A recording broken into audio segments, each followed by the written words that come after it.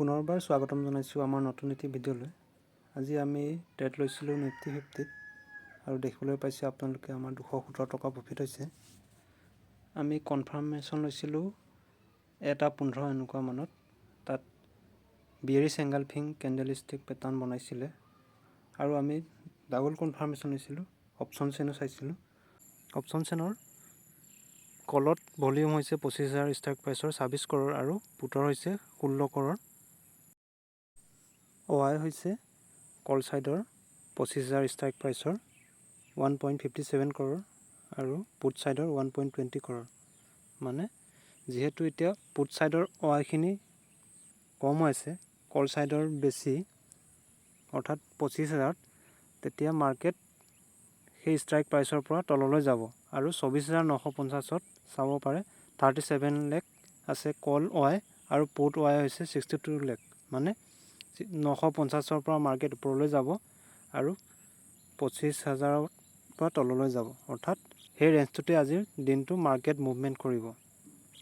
আজি মাৰ্কেটখন ইমান ট্ৰেণ্ডিং নহয়, বুলিছ হয় কিন্তু ছাইডৱেজ হয়।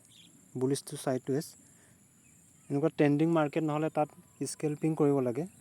লং ট্ৰেড কৰিবলৈ অসুবিধা হয় কাৰণ থিতা ডিকেৰ কাৰণে প্ৰফিটটো কম হৈ যাব।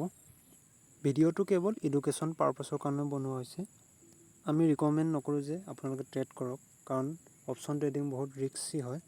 যদি আপোনালোকে নাজানে তেনেহ'লে গোটেই কেপিটেল আপোনালোকৰ খতম হৈ যাব আৰু যদি কৰিম বুলি ভাবিছে সেই আপোনালোকৰ নিজৰ ৰিস্ক হ'ব। চাৰ্টখন চাব জানিব লাগিব। চাৰ্ট পেটাৰ্ণ বহুত আছে, বুলিছ আছে, বিয়েৰিছ আছে আৰু কেণ্ডেলবোৰ যে বনে সেই কেণ্ডেলবোৰো জানিব লাগিব আপোনালোকে। বুলিছ কেণ্ডেল আছে, বিয়েৰিছ কেণ্ডেল আছে, কোনডাল কেণ্ডেল বনিলে ওপৰলৈ যায়, কোনডাল বনিলে তললৈ যায়, সকলোখিনি জানিব লাগিব আৰু ছাপৰ্ট, ৰেজিষ্টেঞ্চ, ট্ৰেণ্ড লাইন সেইখিনিও জানিব লাগিব। লগতে আপোনালোকে জানিব লাগিব অপশ্যন চেইনখন চাবলৈ। অপশ্যন চেইনখনৰ যি ষ্ট্ৰাইক প্ৰাইচ আছে, কল ভলিউম, OI ভলিউম, কল LTP, পুট LTP সকলোখিনি জানিব লাগিব আৰু ষ্ট্ৰাইক প্ৰাইচ চিলেকশ্যন কৰিব ভালদৰে জানিব লাগিব। তেতিয়াহে কোনটো প্ৰাইচৰ পৰা মাৰ্কেট ক'লৈ গ'লে কিমান প্ৰফিট হ'ব সকলোখিনি গম পাব। প্ৰথমতে আপোনালোকে ডাইৰেক্ট অপশ্যন ট্ৰেডিং নকৰিব, অপশ্যনত নোসোমাব, নৰ্মেল ষ্টকত কৰিব বাই চেল। কাৰণ ষ্টকত প্ৰফিট হ'লেও লাহে লাহে হ'ব আৰু লছ হ'লেও লাহে লাহে হ'ব। কিন্তু যদি অপশ্যনত কৰে আপোনালোকে, অপশ্যনত বহুত স্পীড হয়। একেদিনাই আপোনালোকৰ যদি 10,000ৰ পৰা ট্ৰেড কৰে তেনেহ'লে 1 লাখ 2 লাখ বনি যাব। কিন্তু ষ্টকত সেনেকৈ নহয়। ষ্টকত 10,000 পৰা ট্ৰেড কৰিলে আপোনালোকে 500, 1000 এনেকুৱা প্ৰফিট হ'ব। সেইকাৰণে ষ্টকত কমেও 6 মাহ শিকক আপোনালোকে ট্ৰেড কৰিবলৈ। 6 মাহ শিকি যেতিয়া আপোনালোকে পাৰা হৈছে, চাৰ্টখনৰ কি পেটাৰ্ণ বনিছে, কেণ্ডেলৰ কি পেটাৰ্ণ বনিছে, সকলোখিনি যেতিয়া পাৰা হ'ব আৰু প্ৰাইচ একশ্যন ভালদৰে শিকি ল'ব, তেতিয়া অপশ্যনলৈ যাব। নহ'লে ডাইৰেক্ট অপশ্যনত সোমালে আপোনালোকৰ প্ৰফিট কৰিব নোৱাৰে। দেখিবলৈ পাইছে আপোনালোকে অলপ আগতে প্ৰফিট হৈ আছে আৰু এতিয়া লছ মাইনাছ হৈ আছে 33, 56, 48। আমি এক্সিট কৰি নিদিওঁ কাৰণ জানো যে এতিয়া মাৰ্কেটখন আমি 1 মিনিট টাইম ফ্ৰেমত লগাই থোৱা আছে আৰু মাৰ্কেটে এতিয়া ওপৰলৈ গৈছে, ৰিটেষ্ট কৰিবলৈ গৈছে। ওপৰলৈ গৈ আকৌ যেতিয়া পুনৰ আহিব নহয় তেতিয়া আমাৰ প্ৰফিটটো বহুতখিনি বাঢ়ি যাব। এই চাওক 30 টকা, 45 টকা এনেকৈ হৈ আছে। আমি 1 মিনিট টাইম ফ্ৰেমত লগাই থোৱা আছে। ইয়াত 5 মিনিটত লগাই দিছোঁ। চাওক এতিয়া 5 মিনিটত লগাই দিওঁতে দেখিবলৈ পাইছে আপোনালোকে চাৰ্টত গ্ৰীণ কেণ্ডেল এডাল বনিছে, লগতে ৰেড কেণ্ডেল এডালো বনিছে আৰু সেই ৰেড কেণ্ডেলডালে গ্ৰীণডালক খাই থৈছে। তাক বিয়েৰিছ এংগালফিং কেণ্ডেল বুলি কোৱা হয় আৰু লগতে কনফাৰ্মেশ্যন দিছে নেক্সট কেণ্ডেলডাল ৰেড হয়।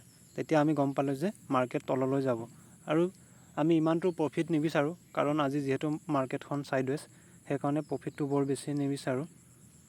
নহ'লেতো আমি বহুতখিনি হল্ড কৰিলোঁ হয়। কিন্তু এতিয়া চাওক 210 টকা এনেকুৱা প্ৰফিট হৈ আছে, 13 টকা আকৌ চাওক কমি যায়, এনেকুৱা বাঢ়া কমা হৈ থাকে। আমাৰ 300ও চুৱে মাজত প্ৰফিট, 300ও চুৱে। ভাবিছিলোঁ 300 চুওঁতে এক্সিট কৰি দিম বুলি, কিন্তু ৰখোতে ৰখোতে কমিয়ে যায়গৈ। 217 টকা এনেকুৱাতে আমাৰ প্ৰফিটটো হয়। আমাৰ প্ৰফিট দেখি আপোনালোকেও নাভাবিব যে একেদিনাই আহি মাৰ্কেটত প্ৰফিট কৰিম, কাৰণ আমি 3-4 বছৰ শিকিছোঁ, শিকি লৈ এতিয়া অপশ্যন ট্ৰেডিং কৰিছোঁ প্ৰথমতে আমি ষ্টকতে শিকিছোঁ এবছৰমান। ষ্টকত শিকি যেতিয়া আমি প্ৰাইচ একশ্যন বুজি পোৱা হ'লোঁ, অপশ্যন চেইনখন চাব জনা হ'লোঁ, চাৰ্টখন চাবলৈ জনা হ'লোঁ, তেতিয়া আমি অপশ্যন ট্ৰেডিং কৰিছোঁ। আৰু চাওক এতিয়া আমাৰ প্ৰফিট 326 টকা, 330 টকা।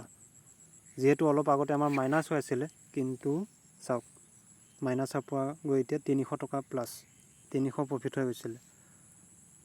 এতিয়া আমি এক্সিট কৰি দিম, আৰু এক্সিট কৰিবলৈ আপোনালোকক দেখুৱাই দিছোঁ যে 258, 247 এনেকুৱা প্ৰফিট দেখি আছে। আমাৰ ষ্টপ লছ লগোৱা আছিলে চেল 50 ৰুপিছত, আৰু আমি বাইং কৰিছিলোঁ 53 এনেকুৱাত। চাওক আমি মাৰ্কেট প্ৰাইচত এতিয়া এক্সিট কৰি দিম। ভাবিছিলোঁ প্ৰফিটটো আৰু বাঢ়ক বুলি, 300 মান চওক বুলি, কিন্তু প্ৰফিটটো কমি যাব বিচাৰে। চাওক 200 টকা এনেকুৱাত হৈ গ'ল। এতিয়া 300 টকা আছিলে, 200 টকাত আমি এক্সিট কৰি দিলোঁ। চাওক আমি এছ এল লগাইছিলোঁ, কেঞ্চেল হৈ গ'ল। এতিয়া গৈছোঁ আমাৰ অৰ্ডাৰ হিষ্ট্ৰীত। চাওক অৰ্ডাৰ হিষ্ট্ৰীত গৈছোঁ, এই 217 টকা 50 পইচা প্ৰফিট হ'ল। বেছি নহয়, আমি এটা লট লৈছিলোঁ, এটা লটত 75 এনেকুৱা কোৱান্টিটি থাকে। ভিডিঅ'টো চাই কেনেকুৱা পালে কমেণ্ট কৰি জনাবলৈ নাপাহৰিব। পুনৰ নতুন এটি ভিডিঅ'ত লগ পোৱাৰ আশাৰে আজিৰ ভিডিঅ'টো ইমানতে সামৰণি মাৰিছোঁ। ধন্যবাদ।